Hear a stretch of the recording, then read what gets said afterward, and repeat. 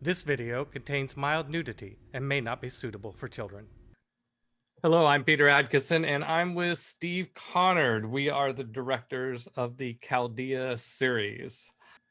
Since this is our first director's commentary track, I thought it'd be great if we talked a little bit about what we each do. Do you agree, Steve? I mean, you care about what I do. I care about what you do, right? Yeah, we both care deeply. It's funny how often you and I get along and have a lot of ideas that are the same. Yeah. We love Chaldea, right? And you like to you went to film school because you wanted to work with actors, after working for years in games. So yeah. Yeah. So we part of how we work together is we both look at everything that we do and everything each other does, and we both give each other advice all the time. We're each other's sounding board throughout the process, and yet at the same time, we both kind of have our respective areas where we sort of take lead, if you will. Like you really like to work on art. I really like to work with actors. I like working on a set. I love the whole archetypical directing on a set, where all the actors and the crew and the camera, I like all the preparation that goes into that. It scratches my planning sort of mind. There's a lot of stress on set, so it's really active, it's high energy. And I love casting and working with actors. Well, for me, I love writing stories. To me, it's all about story. I love story. When we decided to do this story, we decided to do graphic novels. And so I always loved working with artists. And because, artists can work their magic and bring our world to life, and you write dinosaur, right? What does that mean? Everybody envisions it, but it's nice getting together with an artist and they'll actually show you what that dinosaur looks like, or a demon or a devil or an angel or a hero. So you like working with actors and I love working with the artists. And they both bring the world to life, right? Absolutely. Another thing that I really like to work on is the world building. I mean, we both do a lot of world building because when you're writing a script, you're creating the world. I really enjoy history, and so I'm the one who tends to do a lot of reading about history, figuring out which time frames and which eras of history and which countries do we want to pull from, and how we integrate that into a fantasy world, and what to integrate and what not to integrate.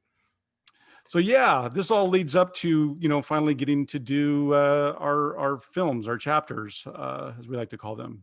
That's right. We are going to look at the prologue. I mean, we're going to start at the beginning. Why not? Chapter 100, the prologue. We're about to ready to watch it with you. And give our comments as we go along. Why don't you set this up a bit, Steve? You were the one that had the idea for doing a prologue. I mean, this chapter was not on our original schedule, and some point, I don't want to say last minute, because it was probably 2 years ago, but relative to the scope of this project, you said, "Hey, we got to do this other thing at the beginning." Well, I mean, it's fun jumping straight into a story, and you and I had built this huge world. Well, you built it, and you allowed me to play in your sandbox, and then we refined it. And I don't know, like 4 years or some crazy amount of time developing stuff. And before we started even writing our stories and getting all the elements and characters together and whatnot. But at one point I was like, wow, this world is so huge, and we need to set it up. And I always think back, I'm a big fan of Lord of the Rings, of course, in the films. And Yeah. I just loved, I mean, a lot of film producers or people will say, oh, you don't really want to do a bunch of, lead into the story, have somebody narrate it so you understand what the hell's going on. But I really liked the intro to Lord of the Rings, and Sauron exploding and the whole bit. And I was like, holy smokes, that's like just amazing. And it's like, we need to set the stage for people. It's like, this is the world where our story takes place. And the people who are really hugely into fantasy, I think will really dig it. I do. It's like, Yeah, I think it worked out well. Well, first of all, I mean, one thing about this chapter is the art is just incredible. I mean, it's like every page of this chapter is like a huge piece of art that you could frame and put on the full wall. panel. Yeah, full panel. It's like if it was a graphic novel, like every page would be like this big fold out 2-page spread.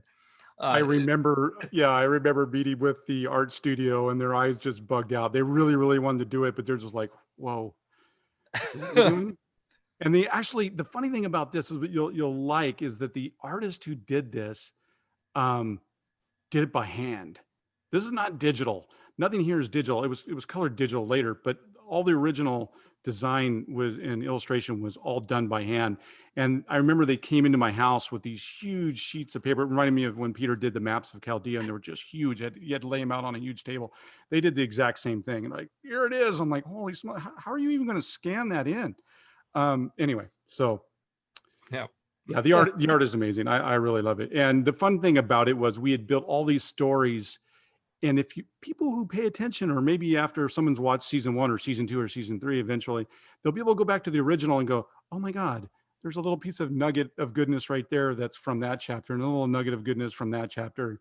There's a lot of hidden meanings in these original pieces of art. So yeah, there are a lot of Easter eggs throughout this whole project, that's for sure. oh, I love Easter eggs. We hide Easter eggs everywhere. So hey, I got the prologue queued up and I'm about ready to press play. And of course, what's the very first thing we're going to see in the prologue is the bumper. Maybe we should say something about the bumper, because that's going to show up in every single frickin' film practically that we do. Play that studio bumper so we could let people see it. Yeah. Okay. So again, your idea. Well, I mean, it's like, oh, we're going to start our own film studio. Remember, like you said way back when, Steve, let's do films. Okay, we're going to do our little film studio. Well, I mean, all film studios have a little bumper that plays at the front of a film. Nowadays, there's like right. 9 of them in front of every major film, right? But everybody has their little detail, right? And the Tavjan lion is our icon. The Tavians, people will learn, are sort of our Norse culture in our world. And we settled on the lion for a lot of reasons. It's just cool from one level. So on that level, it's just cool. Our wonderful designer, Anastasia, designed the logo for us. And I came to Peter one day and said, hey, we need to do a studio bumper. And you're always like, okay, you're so easy to work with. Every time I suggest, I was like, okay. The best boss in the world, let me tell you, people, the best. And what was interesting was it's like, hey, we have this idea that, so the thing about the bumper is that the whole story is a mystery. We have huge mysteries. We have A-level mysteries and B-level mysteries and C-level mysteries, but there's always these revelations all the way through. And we have this ancient culture in our world, which is revealed. And so our bumper was basically revealing that culture. It's also sort of like when adventurers uncover stuff, right? They go adventuring and they uncover stuff in the, whether in tombs or in the desert or whatever. So that was the basis for what we wanted to do there. Well, and I like the idea that it's like it has an archaeological sort of feel to it. It's like the wind is blowing away the sand because it's the hidden city or the buried city or something like that out in the desert. Who knows, right? Who knows where that idea might go? Exactly. We have 2 people to do scores for us. They're both named Eric Spire and Eric Nielsen. And Eric Spire did the music for the bumper that you just saw, and we'll see in most of our films. And Eric Nielsen did the score for this chapter, and I thought you did a great job. Okay, the multiverse page. Okay, so the universe, Chaldea's world, the universe that this world is in, we call it the Pearl universe. And the idea is that it's like each universe is a pearl on a string, and they're all connected like a string of pearls. And that's our universe concept, with the idea that the universe is constant, like within any one pearl, the universe is constantly in a process of creation and in a process of destruction. And so like in real world, we have the idea of the Big Bang, and then the big what's the other one? Big crunch. The big crunch as like endpoints of a cycle. The Chaldea universe is an ongoing process, and so there's in sort of metaphorically at one end of the universe there is this singularity of creation that is creating the universe of the future, and at the other end, metaphorically, of the universe, there is this singularity of destruction that is destroying the universe on a continuous basis. Yeah, this is a fun topic. I remember when we were illustrating it, and the first time I had it illustrated, I sent it to Peter. He's like, "Oh no, you got it all wrong." It's like this. Oh, even I didn't quite. It took me a while to understand the theory behind this metaphysical thing, but eventually we got it. It's I'm a pretty big cool idea. fan. I love how does the universe work? Like how even if it doesn't have to make sense.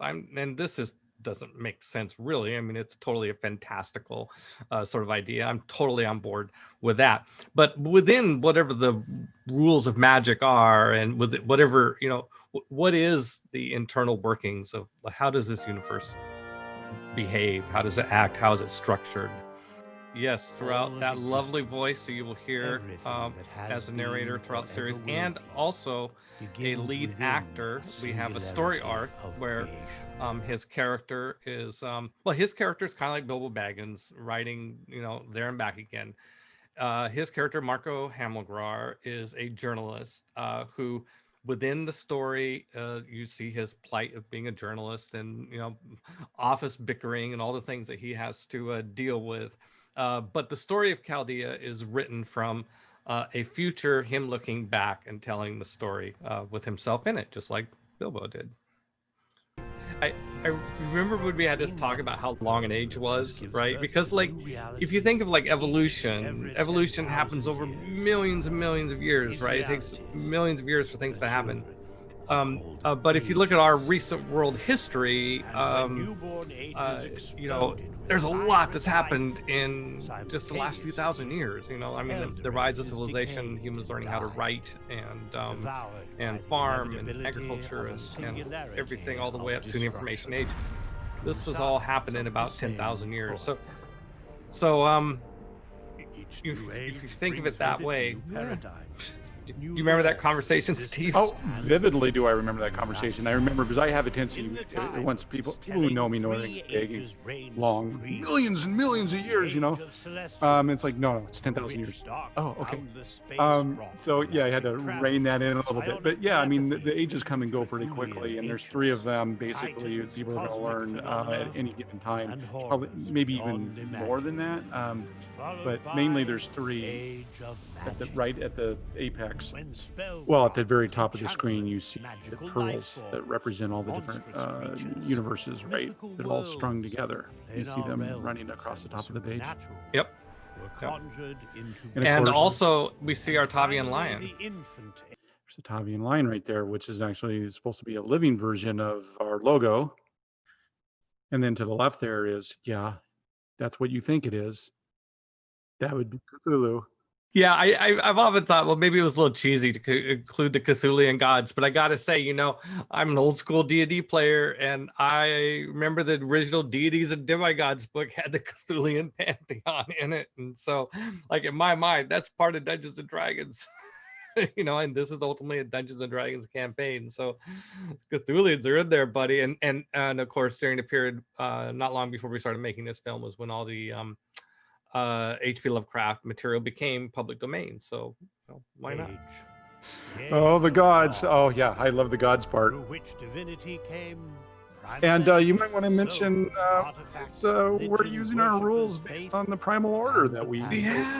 Yeah. So people that have followed our work for a long time might remember that way back in 1992, Steve and I and some of our friends published a book called The Primal Order. It was all about gods and how to use gods in role-playing games, and that book is still available on on a drive-through RPG if you would like to get it as a PDF.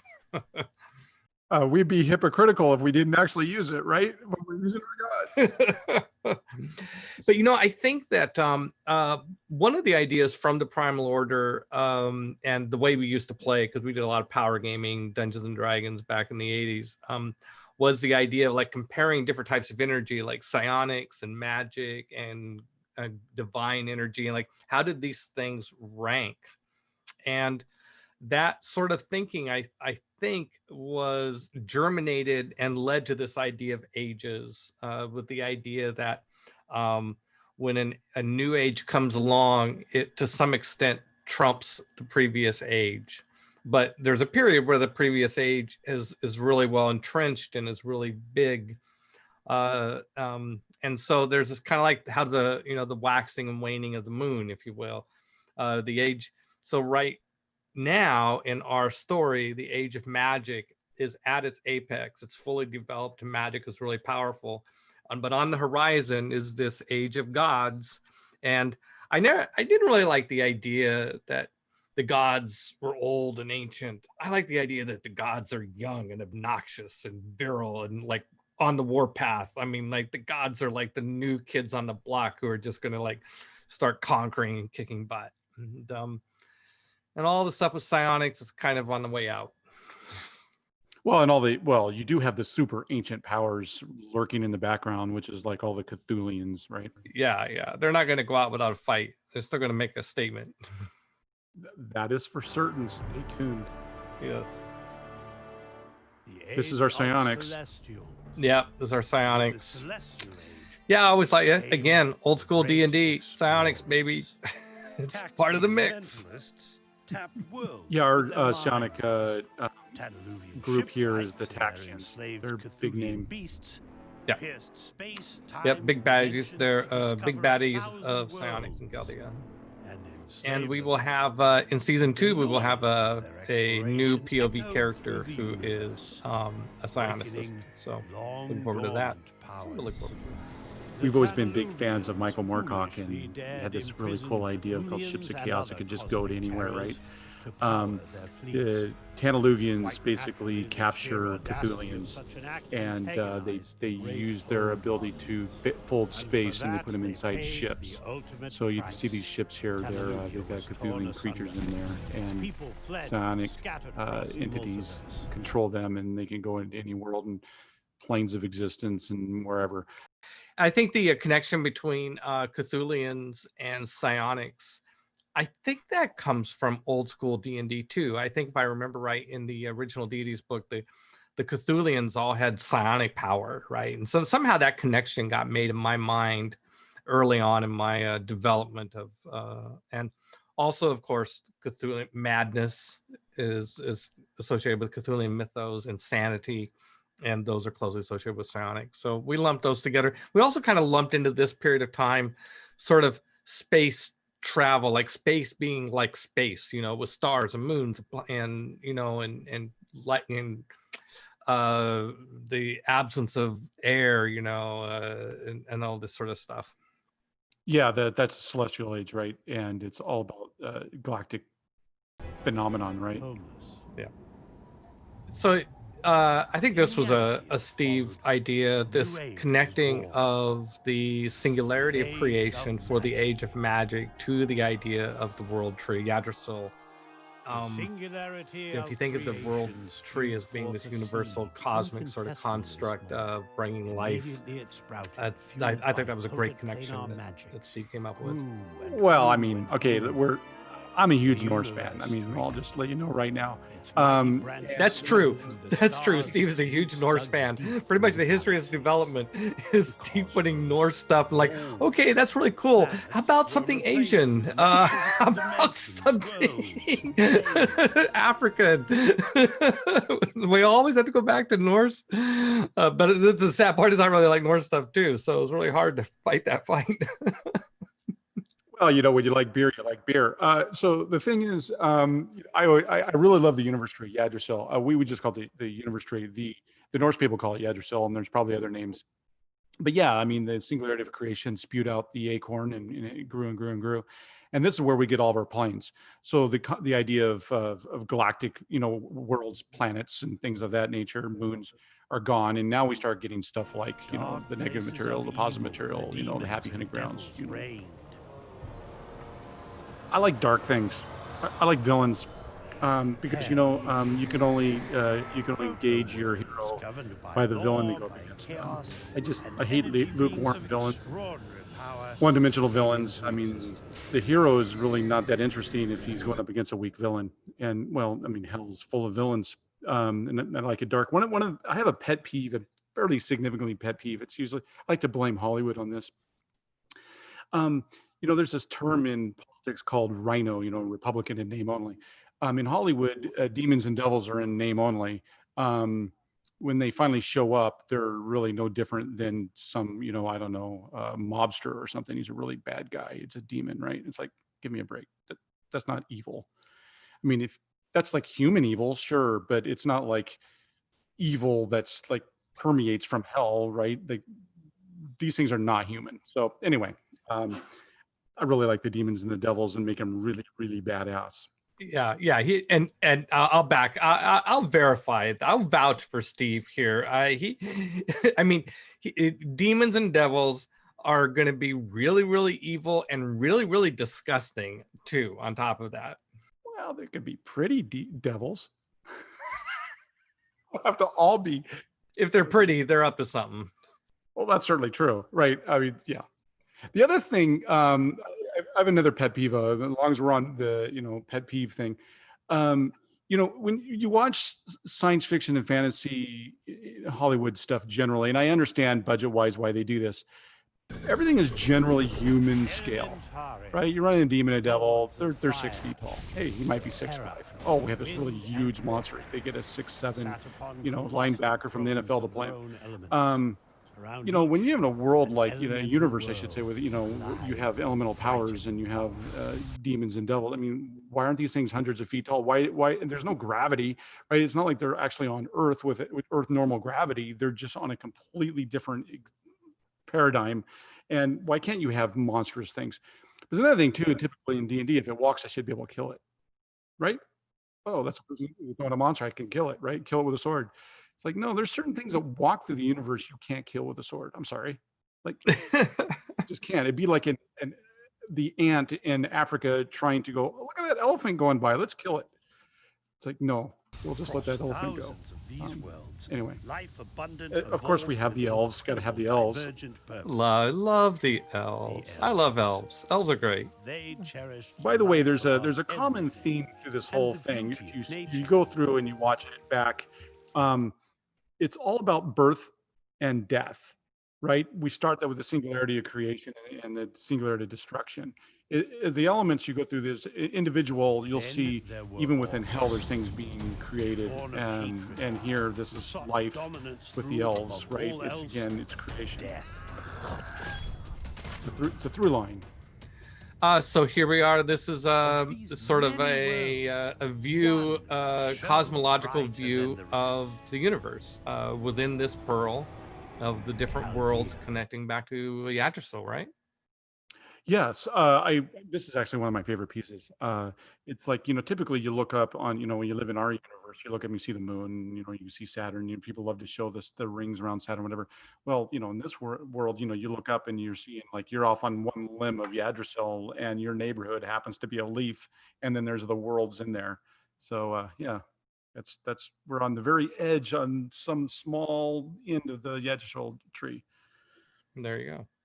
Right. So so what we're looking at here is the Great Sea and one of Chaldea's continents floating in it. And so the Great Sea is not like in our world where you can map it out. It is a mythical place. To travel between continents of Chaldea is like a mythical journey. It's not about following points on a compass. It's about following Enumians and folklore and reading the stars to get from A to B. And the sea effectively goes forever. Yeah, so the whole idea that dwarves and dragons are from Chaldea within this, within our universe, and that other races are from other worlds. So I always thought I was always bugged by this idea that in a typical Dungeons and Dragons world, there's all these different races and monsters, and like, how did they all come to be in the same dwarves of place. Chaldea So were not a alone. key part of our backstory has to do with the war between the dwarves and the dragons, which are the Distant shores indigenous across the peoples great of sea Chaldea, thrived and another how race of the creatures. dragons brought the other Magnificent races and creatures. monsters Creatures of to beauty, of Chaldea intellect, to of fight the divine dwarves, and purpose. that thereby creates the backstory of how this can be. We're showing you a couple glimpses of some of the dwarven fortresses that are now old and defunct.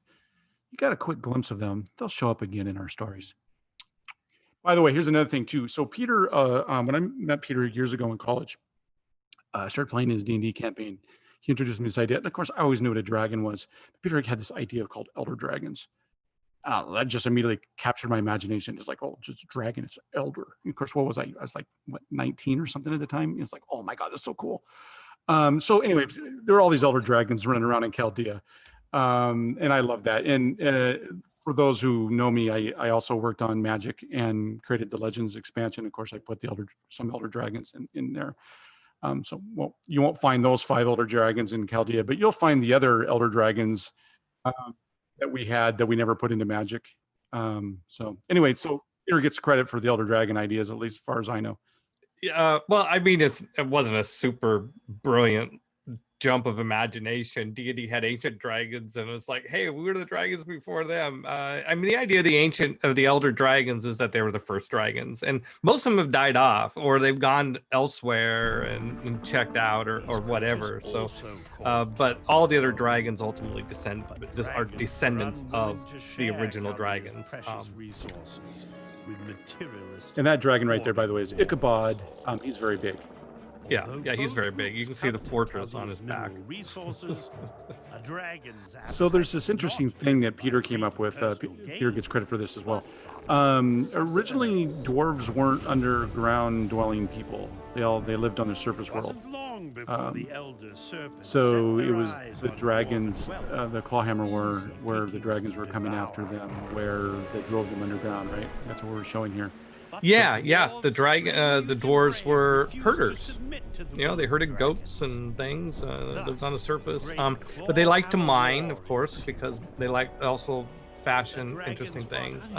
But in the war, the dwarves learned to associate security with being underground because dragons couldn't get to them. Deep underground, but the dragons were only momentarily thwarted. So the interesting thing about the Tantaluvians, I think Peter and I, we love a lot of science fiction and whatnot, and of course Dune, and we always love the Spice Guild navigators and guys who could fold space and what have you. So the Tantaluvians are a race of people in the Celestial Age who basically have a monopoly on cross-planar travel. Well, not just travel like big scale travel. I mean, like so any decent wizard worth his or her salt can go out and cast a plane shift spell, but to take a whole army somewhere, you got to get the Tantaluvians involved. They're the ones that have the big ships that can take 1,000 knights from one world to the next. Yeah, you can see, if you look really close there, you can see a dragon sitting on the bow of one of the ships, and that's one of the larger capital ships, the Tantaluvian capital ships, which they end up moving armies, thousands and thousands and thousands of monster types. People generally know that the universe has different worlds associated with it, and in fact, in Chaldea, people generally know that their own history, especially if they're humans or orcs or elves, that they came from some other plane of existence to Chaldea. They didn't just evolve here. Well, also the other thing we hit on earlier, the Age of Gods, right? We know that the people who live in Chaldea know that gods exist.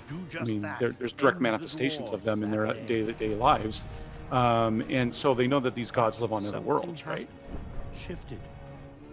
Something neither he nor any of the other dragons had anticipated. Oh yeah, our two main bad guys, or I shouldn't say bad guys. What am I saying? Our two main dragons. At least in this story, Merithian, who's the elder mithril dragon, and Cernel, who's the elder diamond dragon. Yeah, to say these guys don't like each other is to... This is probably like the oldest rivalry in Chaldea, like is between these two dragons, I think the birthplace of the idea of Merithian turning and siding with the dwarves to fight Cernel in this final battle of the Clawhammer War came from this idea of like of explaining why dwarves love mithril. It's like the dwarves love mithril because the mithril dragon. I mean, not only because it's also a great metal to work with. Of course, it's mithril is mithril. It's strong and powerful and awesome, right? And the mithril dragon, turned and helped the dwarves and saved them from or did something. We're a little vague on what happens here. Yes, let's stay vague for now. Hey, the funny little side note, we talk about Peter created Chaldea back in the late 70s, and I started playing in it in the early 80s. A friend of ours, CJ, he once told me the first time I ever met Peter, I'm sitting in I think it was in a Pascal class, maybe? Yeah, Pascal programming. Yeah, and he was sitting there, and he said, I'm sitting here, and I didn't know anybody first year in college. I look over to my right, and there's this dude writing on a 3x5 card. And it's like, I look over, he's writing D&D stats. Like, I recognize it was D&D stats. So I look over there, it was Merithian's heart. There's a little bit of a spoiler there for you guys. Merithian's heart is a magical item. Anyway, so the first time CJ ever met Peter was working on the stats for Merithian's heart. Early 80s. So when we say this story goes back a long ways, we've been working on it for a while. That's right. Yeah. Yeah, we dared to write stats on Elder Dragons, that's for sure. in Pascal class. Yep.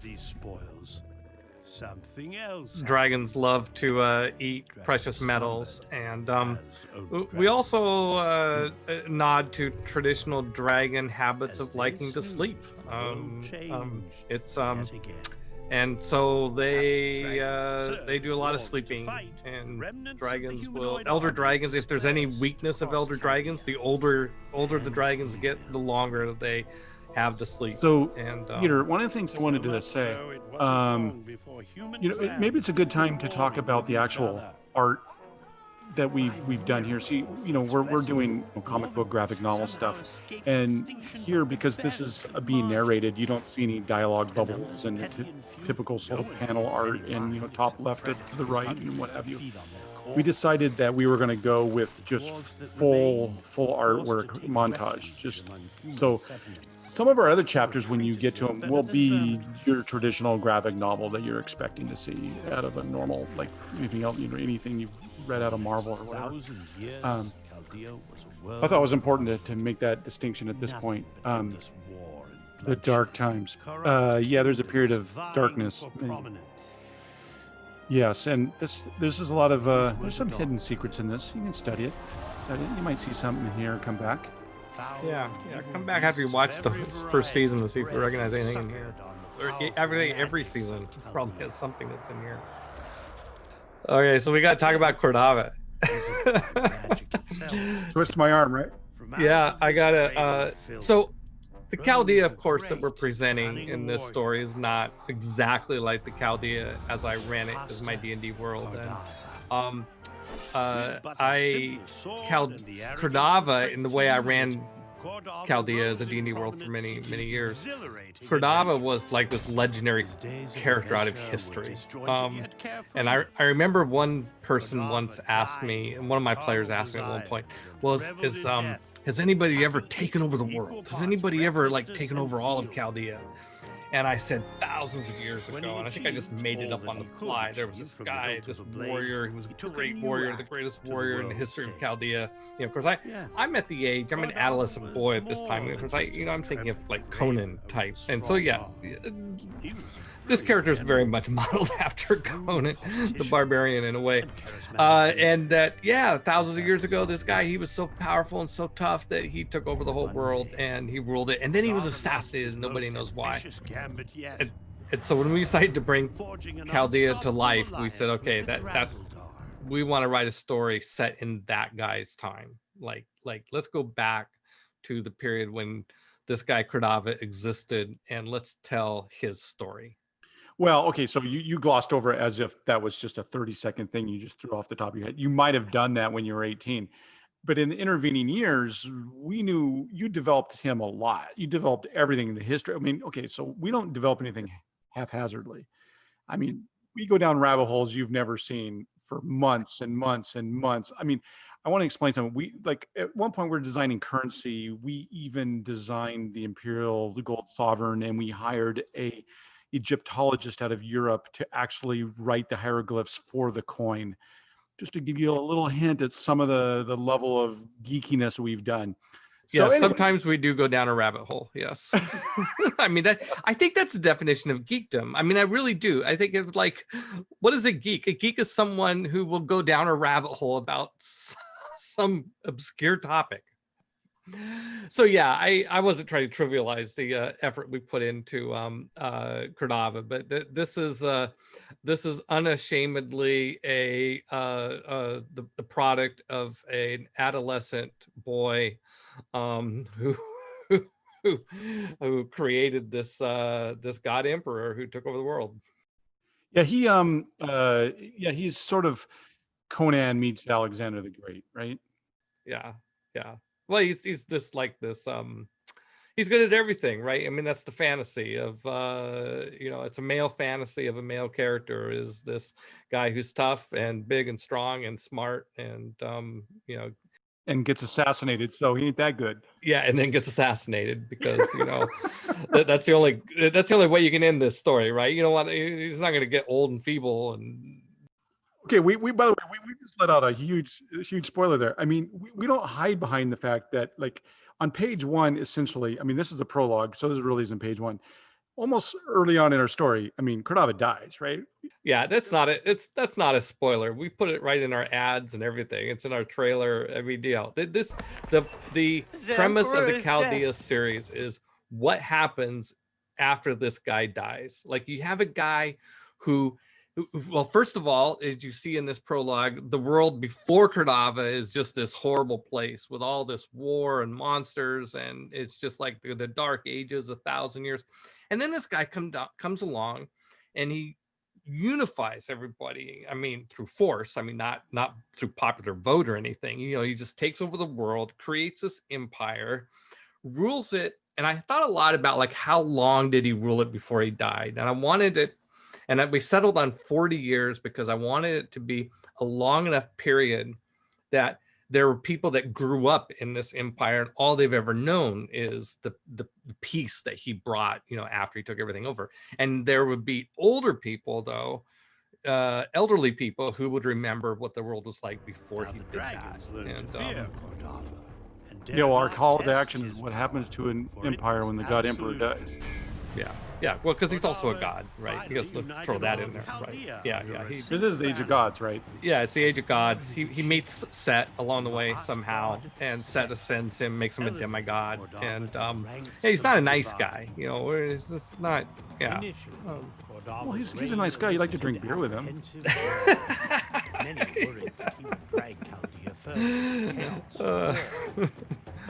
All right.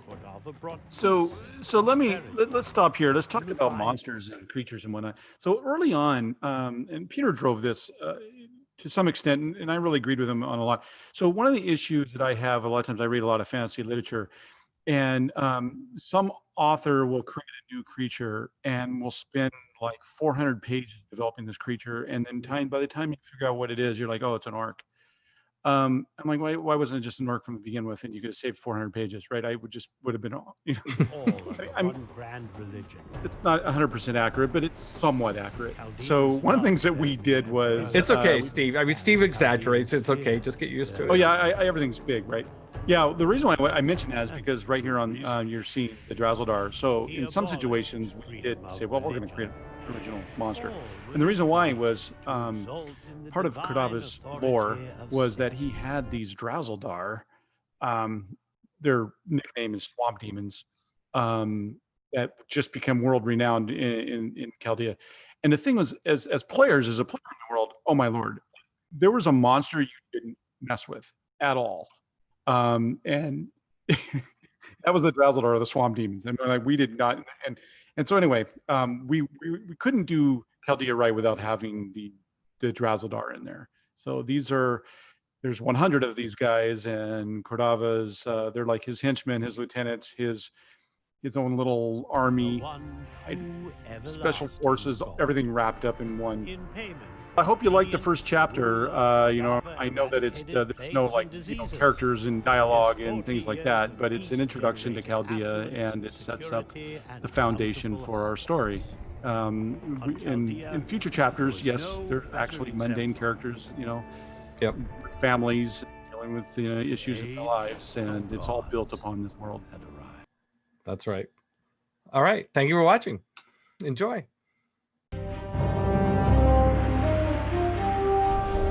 Who's there? I have a sword.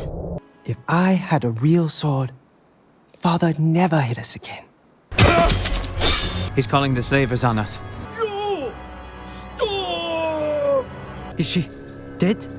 Freedom never tasted so soggy.